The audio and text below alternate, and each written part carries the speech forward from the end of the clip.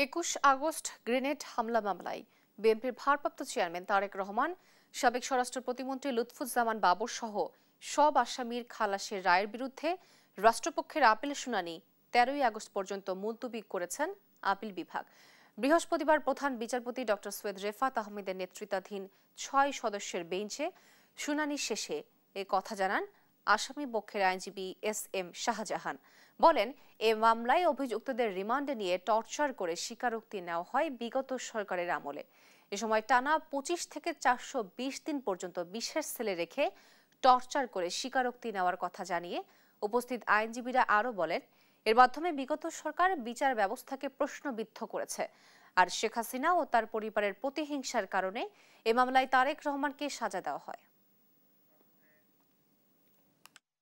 এই মাসের 13 তারিখে ফার্দার আর্গুমেন্টের জন্য, এবং এটা অনারেবল চিফ জাস্টিস সাহেব বললেন রাষ্ট্রপক্ষকে যে আপনারা ওই দিন বাকি যা আছে এই আর্গুমেন্ট আপনারা প্রেস করবেন। ভারপ্রাপ্ত চেয়ারম্যান জনাব তারেক রহমান সাহেবকে শুধুমাত্র শেখ হাসিনা ওয়াজেদের ব্যক্তিগত রাজনৈতিক জিঘাংসা এবং প্রতিহিংসার কারণে তাকে এই মামলা অন্তর্ভুক্ত করা হয়েছে। পৃথিবীর ইতিহাসে যে কয়টা বিচার বিভাগকে ব্যবহার করে যে কয়টা অন্যায় অবিচার দুনিয়াতে করা হয়েছে, 21 আগস্টের মামলা হলো তার একটি ক্লাসিক এক্সাম্পল।